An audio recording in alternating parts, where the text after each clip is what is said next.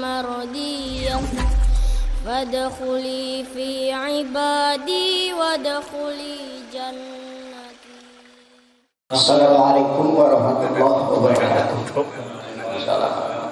Punten Kang Agus, saya pengen bertanya, mungkin para salik ini sudah memahami apa arti zikir yang kita jalankan, tetapi punten kebanyakan kita itu belum bisa merasakan manfaatnya secara maksimal.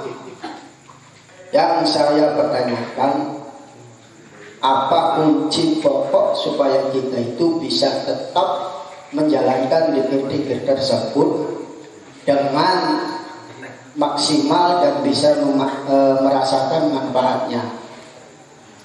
Mungkin itu saja dari saya, mohon maaf. Assalamualaikum warahmatullahi wabarakatuh. Assalamualaikum warahmatullahi wabarakatuh. Maaf Pak, dari mana dan namanya siapa?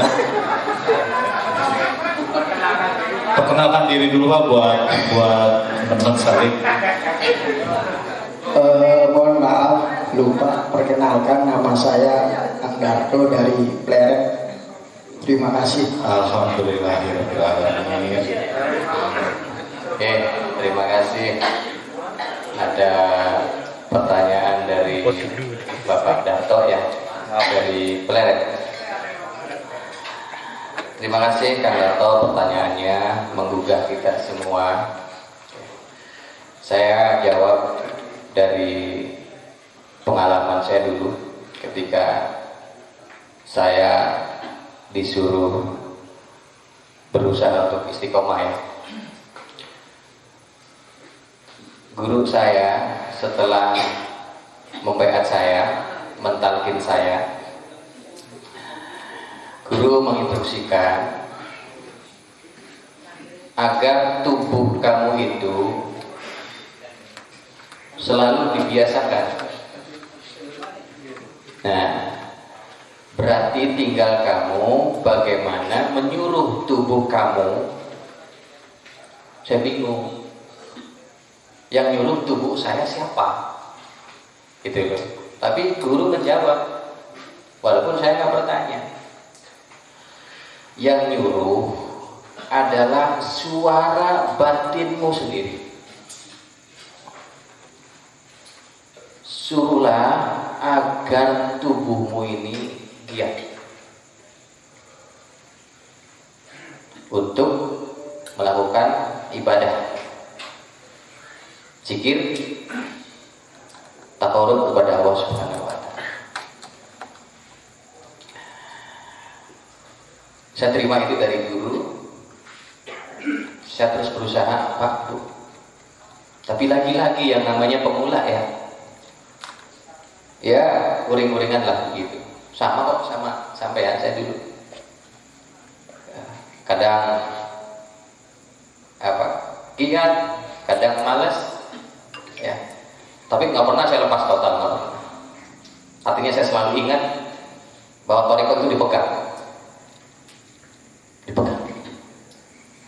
Walaupun saya seminggu nggak zikir khusus karena nggak tahu, mungkin lagi uring-uringan. Tapi dalam 2 minggu selanjutnya saya seperti berusaha. Untuk apa? Untuk memperbaiki dari ketertinggalan saya di minggu yang kemarinnya. Maka di minggu kedua saya proses lebih giat. Jadi ada jawaban dasar, karena terus-menerus itu susah, saudara. Kalau tidak dengan kemauan yang tinggi. Jadi kalau toh jenengan pada malam hari sebelum jenengan ingin zikir khusus, kalau jenengan biasanya zikirnya jam 12 lebih, maka sore harinya itu kalau toh jenengan mau agar malamnya itu berzikir, maka silahkan diketuk tubuhnya dengan suara batin agar nanti malam ini tubuh kamu tidak tidur, ya kan? Kamu yang tenang, kamu yang tentrem, kita nanti akan bersama-sama, ya, ta'aruf kepada Allah Subhanahu Wa Taala. Jadi nggak apa-apa, diketuk dulu, dipetuk, kata orang Cirebon begitu, dipetuk. Itu dasar-dasarnya dulu. Nah, kalau toh pada tahap selanjutnya itu ada musyawarah di dalam tubuh kita. Kok ada musyawarah? Kan berarti ada banyak sesuatu di dalam tubuh kita. Banyak. Di dalam hati saja itu ada 7 suara. Kalau kita mau jelas, maka silakan diteliti suara-suara yang ada di dalam hati. Karena sesuai dengan jalurnya mereka berbeda-beda, ibu-ibu, bapak-bapak. Dari penjelasan suara-suara itu, dari arah suara-suara itu berbeda-beda. Silakan diteliti.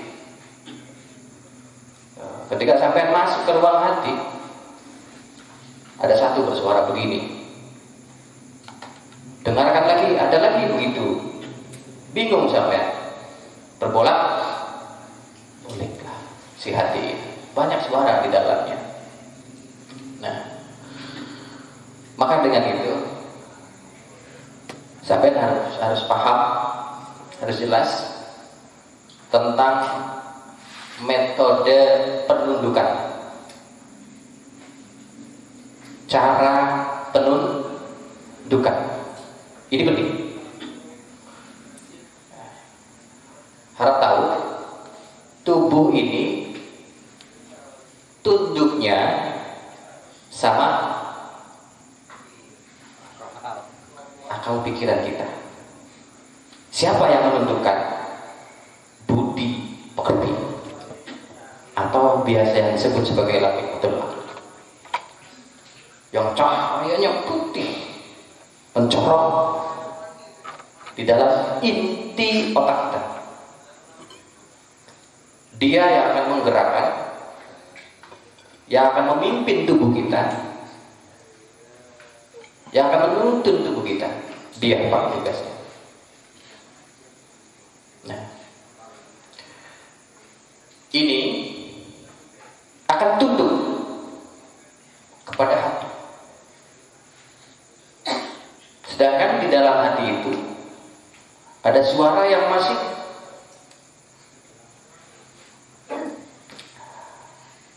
membentuk sesuai dengan jalur dari nafsu itu sendiri.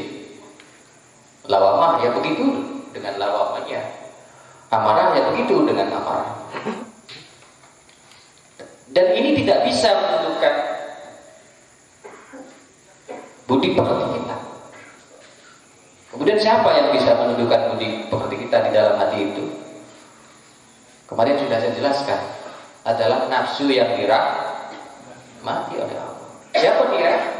Mutmainah, nafsu rodiyah, nafsu mardiyah, dan nafsu kamilah. Kalau toh nanti nafsu mutmainah yang dihadirkan untuk menundukkan alam pikiran kita, insya Allah tunduk. Apalagi adalah nafsu kamilah, pasti budi pekerti akan manut dan tunduk.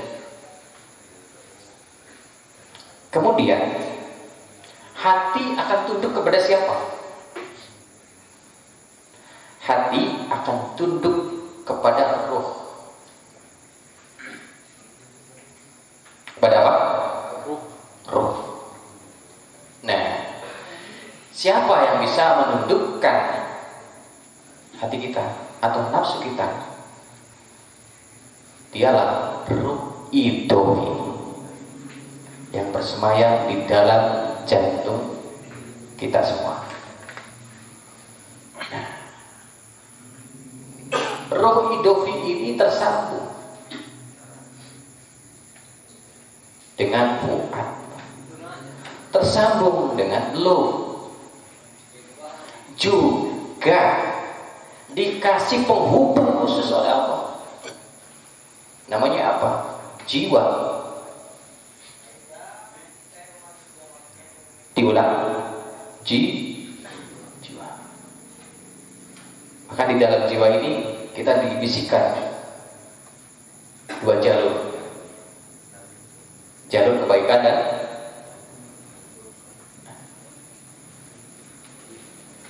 jadi ketika sampean nafsunya bergelora, susah ditundukkan.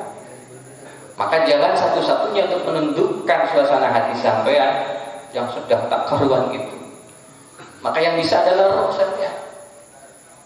Maka caranya adalah sampai dikirup masuk ke dalam roh, lebur sampai kepada roh.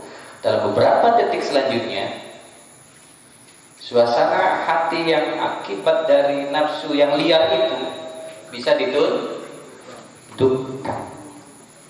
Nah, kemudian harap tahu juga bahwa di dalam roh itu ada sir, rasa. Itu Pak Ruh, Pak. Di dalamnya ada sesuatu yang luar biasa, yang tidak ada rasa di dalam roh itu sendiri kecuali rasa dengan Allah. Tidak ada rasa lainnya, Pak Ruh. Hanya dengan Allah. Bagaimana roh merasakan materi? Tidak. Roh ini suci, Pak. Dikasih sistem kudsiyah sama Allah. Nah, kemudian yang bisa mengenal materi, yang mengenal materi hanya jiwa. Begitu Bapak-bapak, Ibu-ibu. Nah, dari jiwa ini nanti terselubung ke dalam hati, diterima oleh nafsu. Nah, dari nafsu inilah kemudian kita mengenal materi. Nah, jadi dari gambaran yang saya jelaskan ini, ketika jenengan ingin lebih memperjelas apa yang dipertanyakan oleh saudara kita, Kang Darto, maka alangkah baiknya dunia dalam ini kita kondisikan, gitu, agar kita semuanya mampu diberangkatkan untuk lebih giat dalam meraih cita-cita kita mendekat diri kepada Allah Subhanahu wa Ta'ala dengan sedekat-dekatnya. Dari sir kita, rasa kita itu kita hentakkan, menundukkan siapa? Nafsu. Dari nafsu menundukkan akal kita, budi kita. Dari budi kita menundukkan jasmani kita. Kita selami semuanya. Kita informasikan kepada semuanya, agar sekarang kita itu siap. Contoh malam ini, misalnya kita mau zikir, kita masuk ke dunia sir.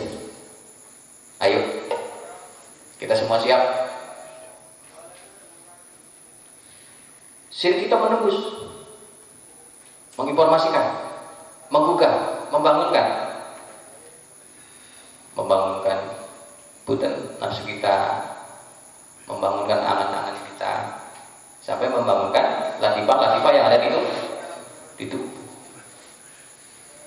Nah, sudah itu banyak.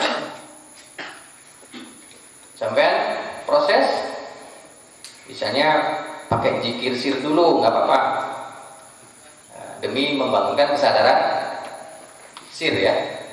Ini sebelum sampai zikir khusus, nggak apa-apa. Ini baik kok. Jadi sebelum sampai siap, sampai sudah persiapkan dulu matang-matang, nggak apa-apa.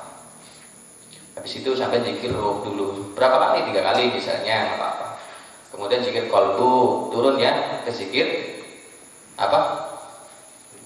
Lisan, la ilaha illallah. Nah, kemudian semua disiapkan, merasa siap, baru sampean ambil Wudhu nggak apa-apa, ambil wudhu, karena harus wudhu lah. Wudhu terus sampean sholat, jadi nggak apa-apa. Nah, diproses dulu sebelum sampean memproses yang khusus. Agar nanti apa, ibu-ibu, bapak-bapak? Agar nanti ketika sampean berproses semuanya itu berkehendak satu titik tujuan. Taqarrub itu. Karena apa? Punten. Sampean kalau zikir, kalau sampean mau kritik, hati zikir, illallah, illallah. Tapi ini nggak mendukung. Akibatnya ini kemana-mana. Nggak mengikuti sistem yang ada di dalam kolbunya yang sedang berzikir. Jadinya belum setuju. Nah, kadang-kala sampai ketika zikir roh Allah, tapi hati meluah kemana-mana. Berarti alam hati sampai masih belum tunduk. Nah, maka disinilah tidak apa-apa bagi semua salik sebelum persiapan disiapkan dulu. Begitu. Ya berapa kali bolehlah. Misalnya sampai zikir sip dulu. Nggak apa-apa 3 kali terus turun ya. Allah, terus illallah, terus la ilaha illallah. Nggak ada 5 menit itu. Benar nggak? Nggak ada 5 menit. Kemudian sampai ambil wudhu, bismillah. Kunci-kunci banyak. Tadi yang dipertanyakan Kang Dato kan begitu. Ini salah satu dari kunci-kunci tersebut. Ya, kunci dasarnya adalah ngomongin sama si tubuh. Kunci selanjutnya tadi apa yang saya sudah jelaskan. Oke. Saya harap dari pertanyaan Kang Dato ini dapat menggugah kita semua ya untuk lebih apa? Lebih giat lagi. Kalau Kang Dato sering tulis istiqomah. Matur nuwun, terima kasih. Saya kira begitu jawabannya Kang Dato. Mangga.